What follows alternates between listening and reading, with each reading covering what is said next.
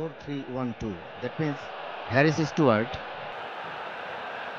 সেই প্রসঙ্গে আমরা খানিকক্ষণ পরেই আসবো, কারণ রাকিব বল পেয়েছেন এবং বাংলাদেশ আক্রমণ ভাগে ভীতি ছড়াচ্ছে। বল কন্ট্রোলে নিয়ে এরপরে সাদউদ্দিন লেফট ব্যাক চলে এসছেন মাঝামাঝি জায়গায়। সৌমিত সোম, দারুণ শাকিল হাত্তপুর ক্রস, সেটা অবশ্য ইজওয়ান মাহবুবের জন্য। যেটা আমরা আলোচনা করছিলাম অ্যাকচুয়ালি, মানে আমরা ম্যাচ শুরুর আগে শোতে যেটা আলাপ করছিলাম অ্যাকচুয়ালি রায়ান স্টুয়ার্টের কথা।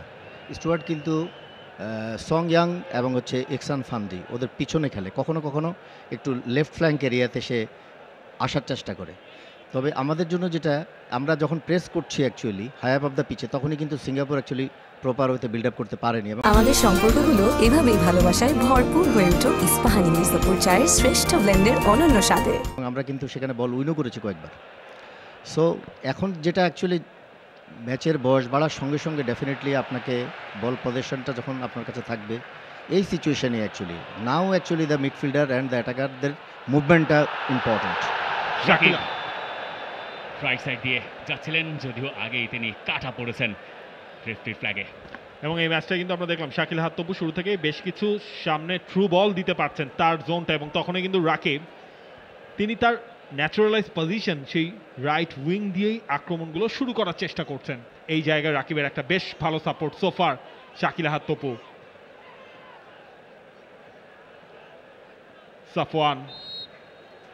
Safwan Baharuddin, experience centre back.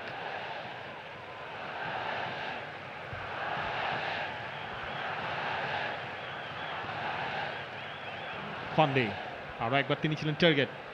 এই জায়গায় তারিক কাজী রয়েছেন, তারিক কাজীর ব্লক। এই ব্যাটেলটা হবে দেখার মতো, Exxon Fandi versus Tapu Barman অথবা তারিক কাজী।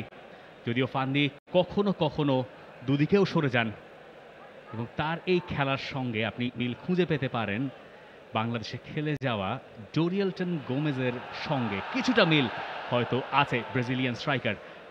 সেখান থেকে এই বল পেয়েছেন আবারও এক্সান ফান্দি এবং চমৎকার এক টার্নে বল ঘুরিয়ে ইয়াং দিয়েছেন রাইট সাইডে। সেখান থেকেই আক্রমণ গোছানোর চেষ্টা সিঙ্গাপুরের, যদিও পিছু হটতে হয়েছে তাদের। বাংলাদেশ এখন নিজেদের অর্ধে। সাফওয়ান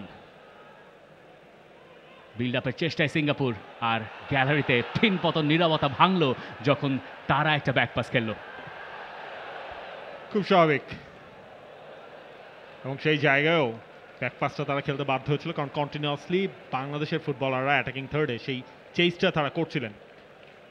সেটাই তাদের স্বাভাবিক যে ফুটবল, সেই পাসিং ফুটবলটা খেলতে দেয়নি সিঙ্গাপুরকে।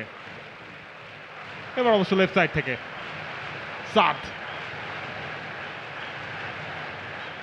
হৃদয়, তারিক কাজী,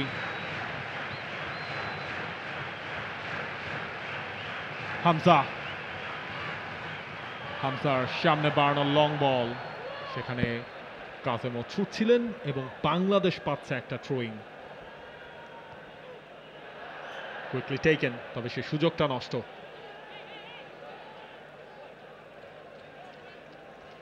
জর্ডান এমবাভিয়ে, ইয়াং ফুটবলার, আজকের ম্যাচে তিনি স্টার্ট করেছেন লেফট ব্যাকে। হ্যারি স্টুয়ার্ট খেলছেন রাইট ব্যাকটায়।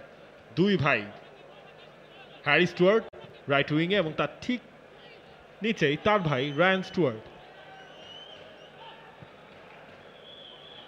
সাফওয়ান, স্টুয়ার্টের কথা বললে অবশ্য হারিস স্টুয়ার্টের নামটা একটু বলতে হয়। তার পুরো নাম হারিস রিজাল গ্যারেথ স্টুয়ার্ট বিন মুহাম্মদ ইয়ান স্টুয়ার্ট। 8টা শব্দ আছে সেখানে। নাম্বার 18 সেই হারিস স্টুয়ার্টের জার্সি নাম্বার। ম্যাচ আবারও শুরু হয়েছে। হৃদয় এবং হামজা চৌধুরী পাশাপাশি স্টার্ট করেছেন। অর্থাৎ বাংলাদেশের স্টার্টিং ফরমেশন যদি আমরা 4-2-3-1 ধরে নিই, সেখানে ওই ডাবল পিভট রোলে হামজা এবং হৃদয়, কাউকে আমরা এখনো পর্যন্ত খুব অ্যাডভান্স পজিশনে দেখিনি। হামজা চৌধুরী বলগুলো পাচ্ছেন ঠিকই, এবং সেখান থেকে কাজেমকে দিয়েছেন ফুল ব্যাক, তিনি ওভারল্যাপ করেছেন। সেখানে শাকিল আহাদ তপু চেষ্টা করছেন বলটা হোল্ড করে, দ্বিতীয় চেষ্টা পেয়েছেন এবং তারপরে তার ক্রস, সেখান থেকে বাংলাদেশের প্রথম অ্যাটেম্প্ট বাঁ পাটা লাগিয়ে দিয়েছিলেন সেখানে রাকিব, কিন্তু তাতে তেমন একটা গতি আসলে ছিল না। ওইভাবে যখন বলে টাচ করা হয় তখন সেখানে গোল করা খুব সহজ নয়। তবে বাংলাদেশ বার্তাটা বোধহয় পৌঁছে দিতে সক্ষম হলো যে বাংলাদেশের পক্ষে ভড়কে দেওয়া সম্ভব সিঙ্গাপুরকে। শাকিল আহাদ তপুর অধ্যাবসায়ের ক্রেডিট সেখানে দিতে হয়, এবং তারপরে ডিফেন্ডারের একটা টাচ গোলকিপারের কাজ করেছে কিছুটা হলেও সহজ।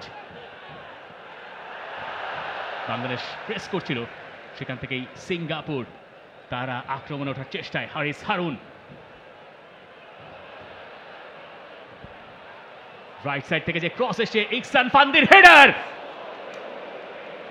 এবং বাংলাদেশ আরো একবার বাঁচলো। ওই জায়গায় তার হাইট অ্যাডভান্টেজ পুরোপুরি তিনি কাজে লাগিয়েছেন। যে ক্রস এসেছিল সেখানে টার্গেট ম্যান একজনই ছিলেন, বুঝিয়ে দিয়েছেন তিনি কতখানি ভয়ঙ্কর।